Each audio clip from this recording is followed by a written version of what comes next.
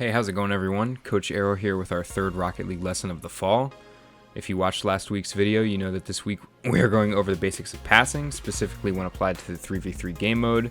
Remember that while 1s and 2s are important and we will cover them a bit, our target tournament in December is an RLCS regional, which is 3v3s. So this lesson is going to help us identify when we should make the decision to pass instead of solo playing, and also how to make sure that we are not overpassing, which can turn into a big issue resulting in many possessions thrown away. Our warm-up for today's lesson will be to spend 5 minutes in any training pack of your choice, with the goal being to warm up our mechanics and reads.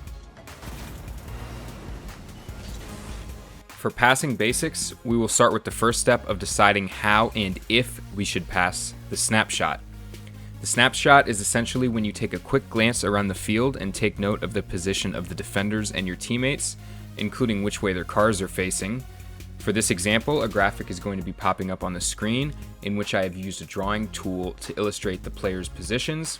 And for this exercise, it doesn't have to be a specific scenario because this snapshot technique is something that you should be doing about every 5 to 10 seconds during your games.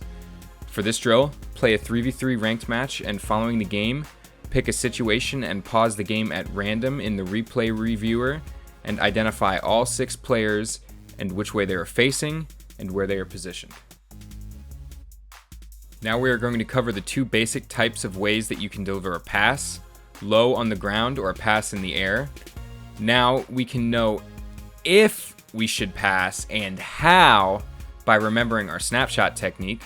For example, if I'm on the left side of the field, have a teammate on the right side, and there's a defender on the right wall, I would most likely opt to pass low on the ground to my teammate because it will be harder to intercept for the defense and easier to play for my teammate.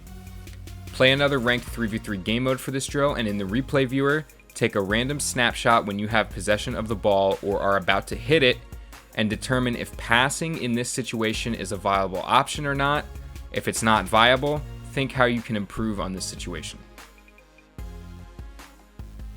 Now that we have learned how to determine whether or not to pass the ball and how to determine how we should pass, we are going to be going into the 3v3 game mode for the next 45 minutes to 1 hour. For this session, I want you guys to consciously take a snapshot and quickly determine whether or not you should pass 5 times a game.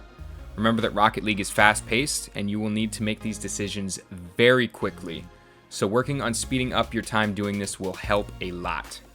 In this lesson, we covered the 2 most basic concepts when learning to pass the ball effectively: identifying the position of every player on the pitch and using that information to help us decide if and how we should pass.